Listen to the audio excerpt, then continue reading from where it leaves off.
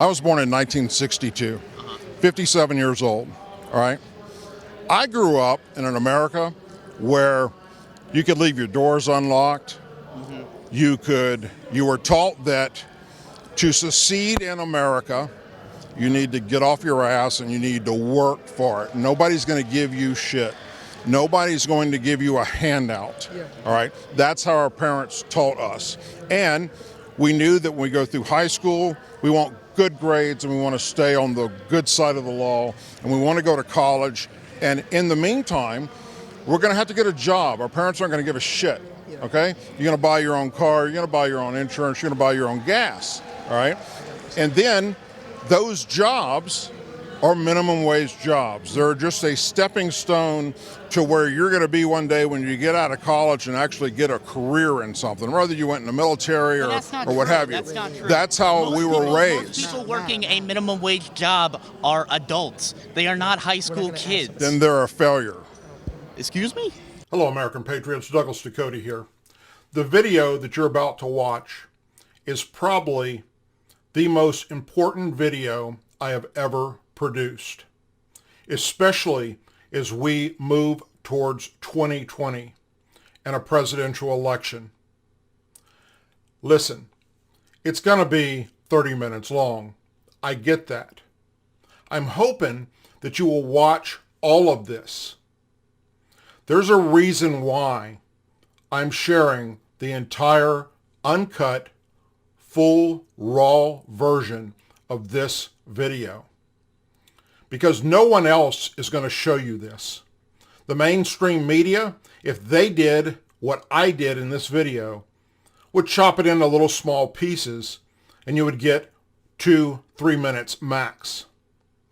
Other YouTubers as well. I'm not doing that. What happens here is I confront a group of young, highly educated Bernie Sanders supporters. And they have no clue who they're supporting. They have no clue about the overall policies of Bernie's. They don't know what socialism is. They grew up in an age where the high schools and the colleges had liberal teachers and professors telling them everything that's bad about our country. I want you to pay attention to what you're about to see. I walk them through a story. I let them share their story.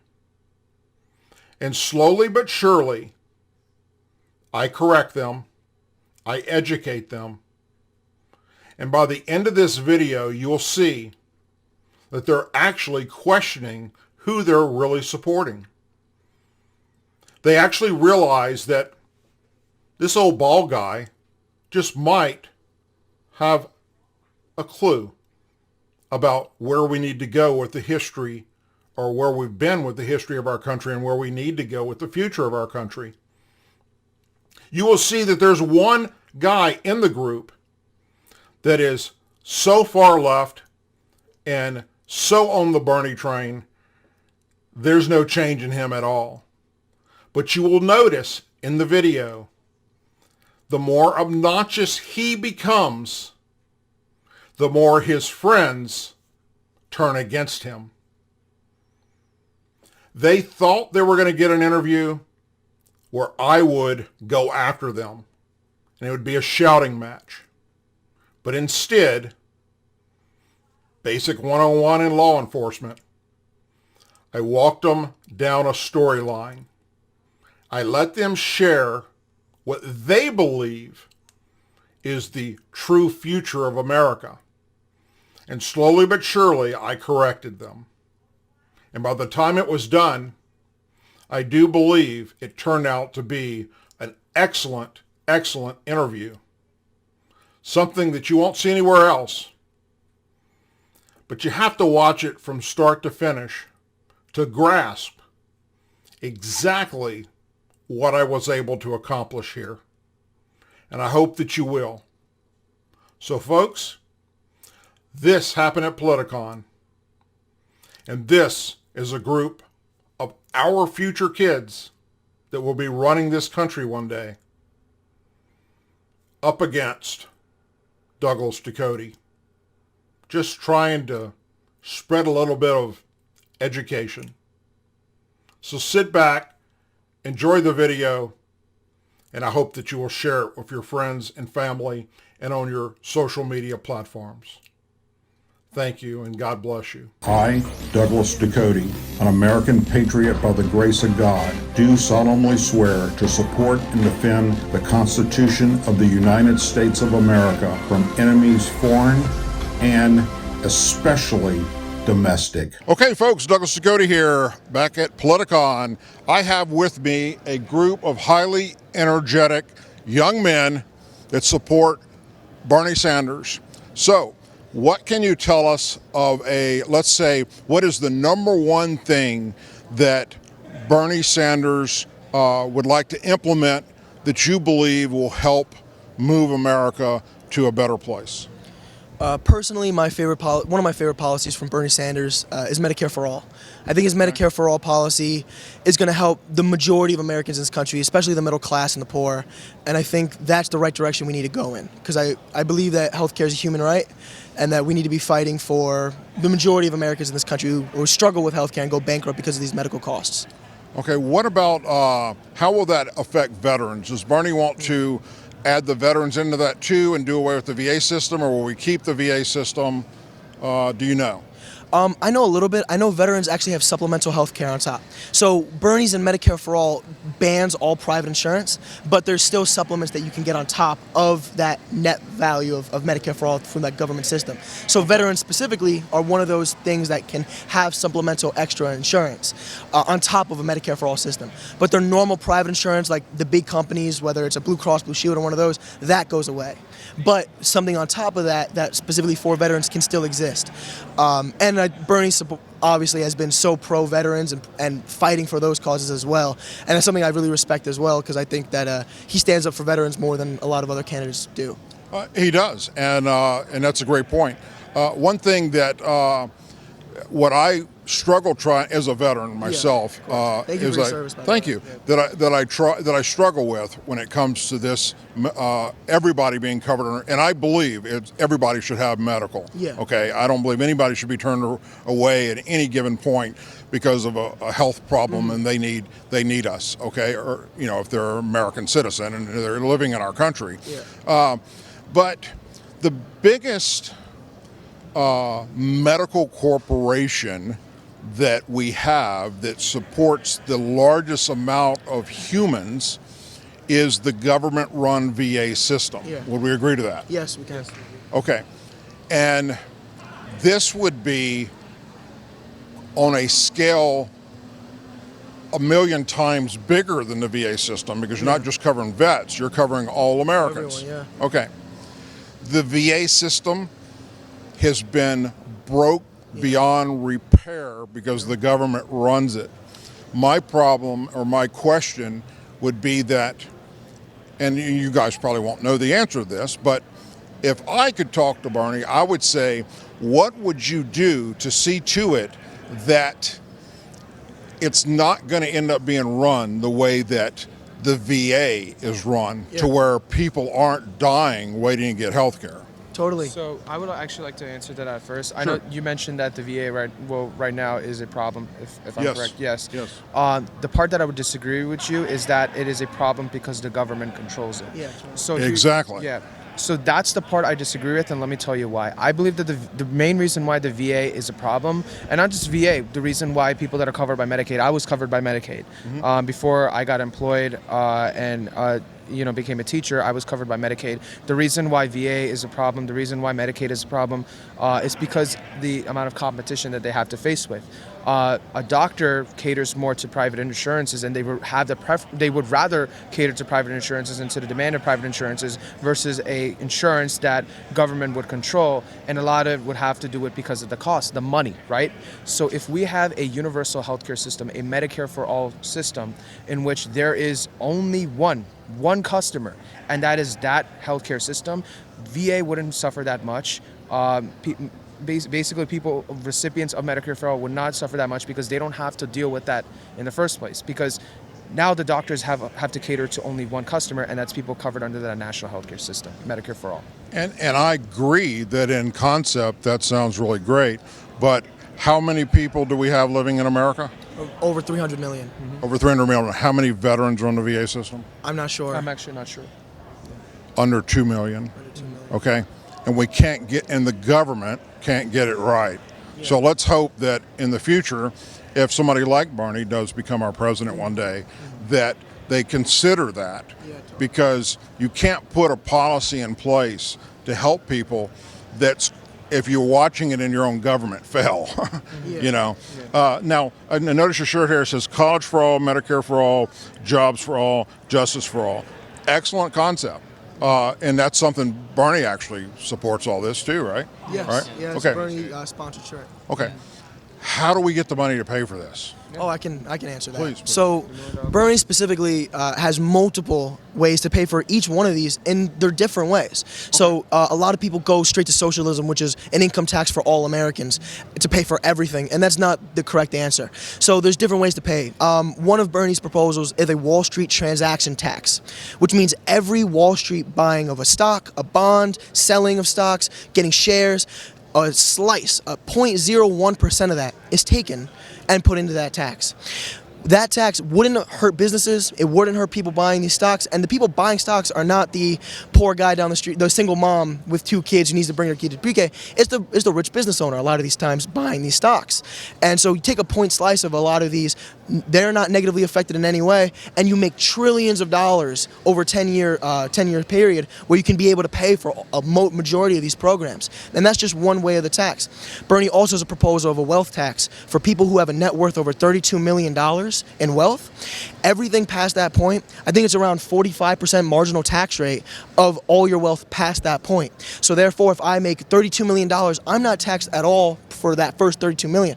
But if I make $32 million and that $1, 45 cents is taken out of that and put into these programs. And for people like Jeff Bezos, who have over $100 billion, they're still going to be a 90 billionaire, but those $10 billion you get from Jeff Bezos can go to the people that really need it the most and go for college and go for higher education and go for Medicare for all. Meanwhile, Jeff Bezos can still have his $1 million mansions at the same time. So, Am I allowed to say a few things yeah, on of this? course, jump in. Yeah, sure, come, please. Yeah. So your question was in regards to how we're going to pay for all of these things? Okay. So take student debt relief, for instance. Okay. Do you know how much student debt relief actually costs in dollar terms? Do I know what it costs? In Yes. What would it exist right now? Yeah, if we were to, if we Billions, probably. billions. That's owed? I'm saying how much, do you know how much it would cost to cancel all student debt? Not off the top of my head now. Okay. It would cost about $1.2 trillion over 10 years. Okay. The Trump tax cuts cost about. Wait, we have to get not just that though. We have I'm taking one issue at a time. we don't Okay. have one at a time. Okay. We got to do it quickly. We're running out of time. Okay. Student debt relief costs 1.2 trillion. Okay. Can you give him the microphone back? Yeah, student debt relief costs 1.2 trillion. Okay, the Trump's tax cuts over 10 years cost 1.5 trillion. Okay, so it's very easy to finance these programs. Okay, simply reversing the Trump tax cuts in and of themselves would pay for completely all of student debt relief. Okay, so instead of giving all that money to the rich, okay, that money would be redistributed toward people that actually hold student debt right now. Now free college, for instance. Okay, free college is incredibly cheap. Free college costs $70 billion a year. That's how much it costs for tuition-free college. but We wait. are in a $20 trillion economy. Okay, hold on. Okay. Hold on. Listen to me 1 second. Yeah. Try and grasp what I'm fixing to tell you here. The people that make the billions Yes. that we go get a percentage from, okay? What do they own to make those billions? We're talking about the giants like McDonald's, the giants like Walmart, and I agree they should pay more to help us all out. Yes. Okay, and they're already preparing for this. Yeah, they do. If you've been in a Walmart recently, you're lucky if you find one person at a register. They're all else self-scanners. Why? They're cutting out the low-paid worker by the hundreds of thousands. McDonald's. How many McDonald's have you been into recently? They now have kiosk machines. They don't have workers to take your order anymore. Okay? So these people are already thinking ahead, going, how am I going to continue to make my billions, and it's going to affect who? Us down here on the bottom. Well, I think I could speak on this pretty well. I think automation is actually a real issue. And I think that's inevitable no matter what. And yeah, we're going to get to automation regardless. Of course, and automating jobs away. And I don't think that's a product of, oh, I'm Walmart. I employ 4% of the American job of the workforce. The problem is not, hey, now I have to pay my people a living wage, because they can afford it. And the problem is not I have to give them dental benefits. They can afford it. The problem is what they see, they can make even more money by displacing those people and putting in robots, putting in other jobs, and filling in those jobs and not having to pay. I agree, but how do you make them do that? So the way that we have to do that is by, I guess my point is, by raising these living wages and stuff, that's not going to be the reason people are losing jobs. That's a whole other issue. And that's something that no matter what candidate, whether it's Trump, Yang, or Bernie, people are going to be losing jobs in the future because of McDonald's and CVS putting kiosks in and getting those self-checkouts. And that's inevitable. That has nothing to do with whether they're making $15 an hour or $7.25. That's a different problem that I think we need to address altogether. And I don't think... Oh, yeah, and I agree. Are handling Am I allowed to share my thoughts on this question as well? Quickly. Okay. First of all, the threat of automation is vastly overstated right now. It's basically a myth, okay? Because productivity is at... Everything is going to technology. That is simply not true. even speak for all of us. Productivity is at an historical low right now, okay? So What is the unemployment rate right now? Unemployment rate... For blacks, for Hispanics? For blacks and Hispanics, I don't know the exact number. It's better than in the history of America under Trump administration. Okay. Okay, I mean, what is your point? The economy is doing great.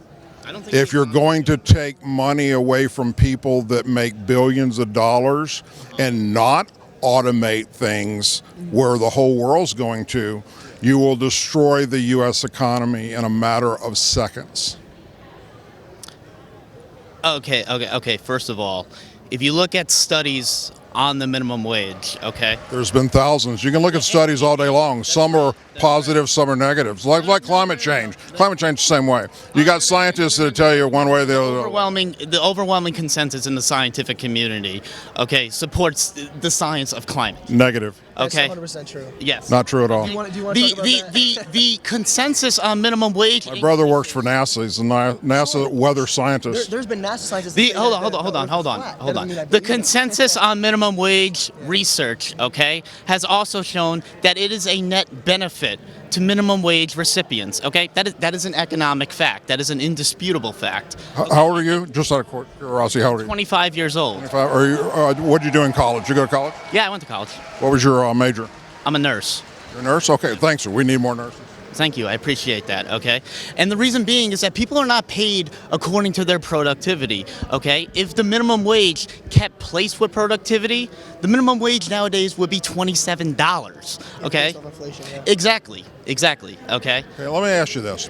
What is wrong with...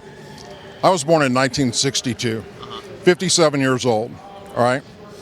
I grew up in an America where you could leave your doors unlocked.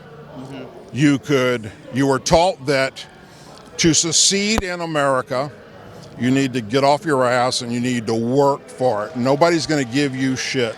Nobody's going to give you a handout. All right? That's how our parents taught us. And we knew that when we go through high school, we want good grades and we want to stay on the good side of the law and we want to go to college. And in the meantime, we're going to have to get a job. Our parents aren't going to give a shit. Okay? You're going to buy your own car, you're going to buy your own insurance, you're going to buy your own gas, all right? And then those jobs are minimum wage jobs. They're just a stepping stone to where you're going to be one day when you get out of college and actually get a career in something, whether you went in the military or what have you. That's not true. That's how we were raised. Most people working a minimum wage job are adults. They are not high school kids. Then they're a failure. Excuse me? If you're an adult that doesn't have anything else going on for you but working at McDonald's, then somewhere along the line you made a mistake, because the jobs are available, the schooling is available, especially if you're a minority.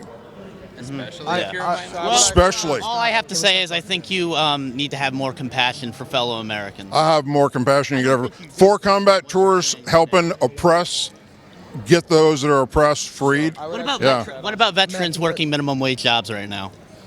Where? Did they not work hard enough? Where's a veteran? I'm a 100% disabled veteran, by the way, with PTSD after serving 4 combat tours. I can assure you there's no veterans out there making minimum wage. If they are, they failed through the system because the VA didn't help them, and the VA didn't help them because the government failed them, and the government failed them because the VA system is broke. That's right. And we can't ever get to a system that is a trillion times larger than the VA system and help fix these people. That's right. Then they're never going to get well. So why is President Trump cutting funding to the VA right now? He's not. It's a lie. Yes, he is. No, he's not. I'm a veterans advocate too. That is a fact. Veterans United for Justice. Check it out. That is a fact. No. Donald Trump is cutting. Bernie told you that. It's not true. Yeah, that is true. It's not true. Could I just add something real quick? Okay. So I just want to tie back to your original point that you were trying to make. Well, not necessarily a point, but something that you were building up, and that's what about the days where Americans, when they work really, really hard, they can work towards the American dream, whether that's getting a house, getting a family, owning a business, building yourself up to where you want to be. That's the American dream, right? Yes. So I agree, and I agree to the extent where, yes, we should live in a society where Americans, knowing that if they want to live the life that they want to live up to, they should work their way up and they should work hard. I agree with you with that. However, what about for so many Americans right now that are working hard? They're in the process of working hard, doing everything they can to live for their American dreams, but they cannot get that for them. So this is what I have to say to that. I think that a lot of this is because that so many necessities they have to focus on paying for, whether that's healthcare, whether that's driving housing costs and stuff like that. So if we focus on making sure that the necessities are stuff that they don't even have to worry about in the first place, then they can focus on working towards the so-called American dream. And that's why people in Scandinavia have such one of the highest happiness rates in the entire world. And I agree they do. Yeah, and a huge reason of that is because they don't have to worry about stuff like healthcare. They don't have to worry about stuff like college. But what's the big difference between Scandinavia and America? Population. So that's the thing. Whenever I talk to my conservative friends or just people that don't agree with me on universal healthcare, that is actually one of the common points that I would make. And this is what I always say to them. Although I agree that the United States has so much higher population than compared to the Scandinavian world, we have to look at the per capita costs because that's what it comes down to. And the fact is that the per capita cost within the United States for healthcare is so much more than the people within Scandinavians. You don't even have to look at the populations together. Let's look at per head.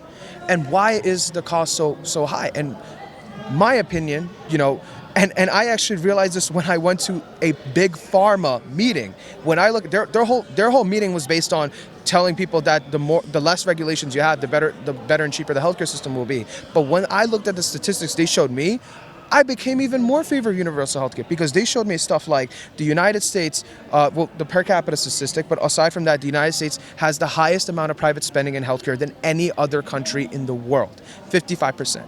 And when you look at statistics like that, you know that because the healthcare is controlled within the primarily dominated by the private sector prices, it's because of those driving costs. If we have a universal healthcare system, those costs will immediately go down because the government gets to control those costs, and now the average American doesn't have to be so stuck on focusing on those prices. I'm a teacher. Before I was a teacher, as I told you, I was covered by Medicaid. Because I became a teacher and I became an employee, and I am blessed that coming straight out of college and becoming a teacher, I'm actually one of the lucky ones. But because I'm employed, my Medicaid would not cover me because Medicaid covers, although Medicaid can expand to... My special needs son just got kicked off Medicaid. Right. So I know. Yeah, right. So, but I also know that that literally the private insurance that I would have to pay under my healthcare plan as a teacher, it would be around $600-700 a month, which is ridiculous. So I'm not even covered by health insurance right now. My father, who receives healthcare based off of his pension from the job he used to work at, Starting January, that will extend to me, and I'll be paying $200 a month for that. But the point is, for a couple of months, I'm not even covered by health insurance, Right. and it's because of all that. So that if we have a Medicare for all system, that would be a total game changer for those prices. One of the things that Am I I allowed just to jump in for another second? hold on a second. One of the things that I hope that everyone, Republican, conservative, liberal, Democrat, I don't care. One of the things that we have to do is we have to, for instance, I agree, and I don't know who would not agree with any of. I mean, that's just common sense. But we can't do it all at the same time, and I think the message sometimes gets lost. The message that Trump tries to put out there, the message that any of the Democrats try to put out there. We try and make it sound like if you elect this person or that person, you get all this immediately. It would take Bernie, literally, he would have to be elected from here on out, okay, until he dies. But longer than that, because, he's an older person, to make this happen. Okay, but I would like to see it happen. Everybody would like to see it happen. Quickly like to add on to that. So I agree that just by electing one person, just by electing a person to become the president, that doesn't change everything. If Bernie becomes the president of the United States, all these things wouldn't necessarily be done in his presidential term. Exactly. But do you know how many people, though, in this room believe that it will? No, but let me explain to you where I'm getting at. Bernie's campaign slogan is not me, us. And it's not just a campaign slogan. He literally says in every single rally, everywhere he goes, that I can't solve everything alone. It has to be the people in the end of the day. And you have to. It has to be an ideology. It has to be a revolution. Yeah, you work with the Senate to get stuff done. Obviously, you work with the House to get stuff done, without a doubt. But if people are not out there in massive amounts of numbers in the streets, literally putting pressure on government, then obviously they're not going to do anything. But when we have that pressure, then yes, we can get that stuff done. Okay, one last question. Give me, I understand, obviously, that you guys could have a million things to say that's negative about President Trump. I can think of many myself, and I've said many myself. But you've got to have something that he's done that you can say, I agree with that. Absolutely. What would it be? What would it be? Absolutely. I agree with President Trump on NATO. I do. I think that for a lot of things we need to take slightly a protectionist standpoint, and Bernie agrees too. Bernie and Trump, both of us agree on TPP. So I think that foreign policy and trade is something that a lot of times, well, at least a couple of times, I would agree with Trump on. He banned bump stocks, and I thought that was very great. He also got rid of minimum sentencing, which I think disproportionately affects black Americans in this country and minorities in general. And getting rid of minimum sentencing was something I never expected Trump to do, but it's the right thing to do, and I'm really happy he did it. Okay, this young man's been trying to get in here. I just wanted to touch upon what you were speaking about earlier regarding the American dream. You were speaking about, what we want the American dream to be, where if somebody can work to receive a living, and that's something that I would want to see too. But one of the things that we do have to take into account is that there are some people in our society that are stuck. It doesn't matter how hard they work, they can't get out of the place that they're in. And we have to recognize that the American dream is no longer just the American dream. I mean, the standard of living the social mobility in Denmark is higher than in the United States at this moment in history. And, if you take into account where we were in the 1960s, and in the 1960s, the average pay ratio between CEOs and their workers is 20-1. And now it can be up to 200-1. But because some people realized the American dream higher than other people. They had goals set and they were allowed to do that because it's America. I would argue that necessarily, you can have somebody who is wealthy and they're a good person and they work hard, but at the same time, at the same time, necessarily, I don't think that somebody earns billions upon billions of dollars. Being a billionaire is fundamentally different than being a millionaire. But would you like to be a billionaire? would I like to be a billionaire? I mean, personally, my goal in life is not to become a billionaire. No. But if somebody said, hey, if you go this route, you can become a billionaire, and it's a legal route, and it's something that you're not against. I mean, there are plenty of billionaires who. Do we know have we followed any of these billionaires and what they actually donate back to society privately? So the thing about that is, honestly, my issue is not with how good of a person a billionaire is. It's with the system that put them in that position in society. But that's the American dream that everybody gets. It's not the American dream. I don't think that somebody earned to be a billionaire. You don't. So if you're an American, you shouldn't be allowed to become a billionaire. No. Listen, Bernie Sanders never said you should not a billionaire should not exist. That's the first thing. And saying that he's going to put them out of existence. He said they should not exist because, like Miguel just said, Yeah. the system shouldn't exist as well. Exactly. That's the problem. It has nothing to do with taxing billionaires out of becoming billionaires. Exactly. Bill Gates is a great person, in my opinion. I think Bill Gates does a lot for philanthropy, and I don't personally dislike Bill Gates. My problem is Bill Gates shouldn't need to do that for philanthropy. It should be through his taxes and go to the places that we all can agree on through Congress, rather than his personal opinions and where he wants to put the money. Exactly. If I might add, you mentioned that your son is disabled. Yes. Yes. Donald Trump attempted to undo the Medicaid expansion. Okay. The Republican Party has been fighting to undo the Medicaid expansion throughout the country, and they've been successful. 1 million children over the past year lost their Medicaid. Okay. So, I mean, are you saying that the children aren't working hard enough? No, my son can't work. He can't work. Right. So He is entitled to insurance, I believe. Thankfully, because I'm retired and I'm medically retired, he still gets insurance. But what the government did to him and others, and I'm not talking about a Republican Democrat thing, I'm talking about both parties. Yeah. If you think for one moment that one party's better than the other party at any time in history, then you're not learning your history, because I'm here to tell you that Democrats and Republicans both in Washington, D.C., they call it a swamp for a purpose. They're a bunch of freaking losers up there, okay? On both sides of the aisle. There's some that are good people, and there's some that are doing good things for American people. Don't get me wrong with that. But there are Democrats as well as there are Republicans in Washington, D.C., that I wouldn't spit in their mouth if they were dying of thirst, because they don't care about you or me or anyone else in this building. Okay, and that's a very sad thing.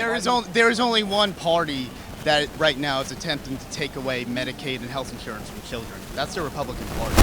Okay, but there's a million other things we got to be concerned about besides just that one. And I agree with you. I'm pissed off that my son lost his Medicaid. Okay.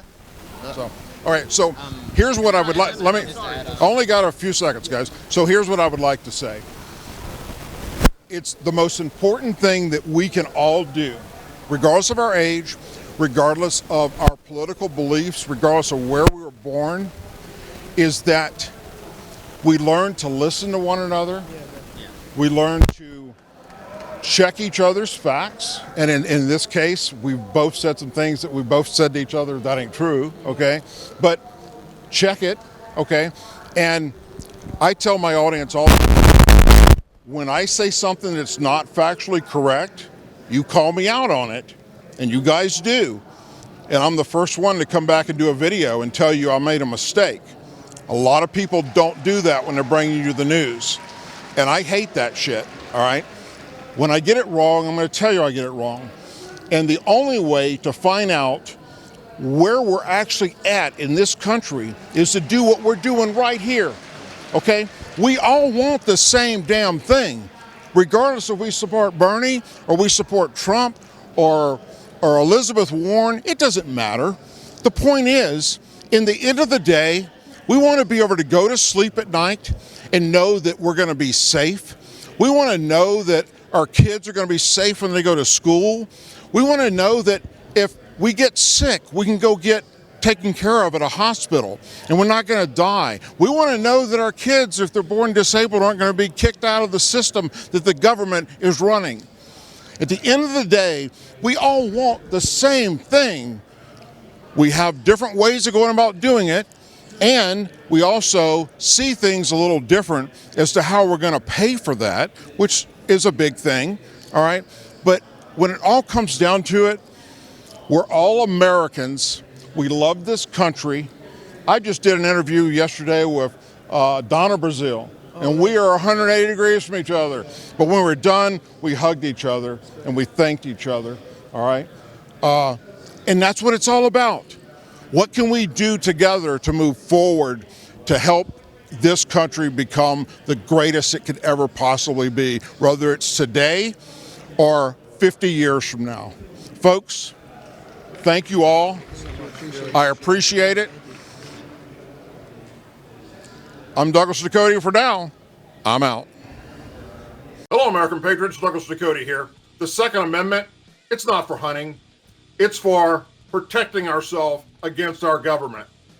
Well, the last thing you need to worry about is your weapon being rusted and not working.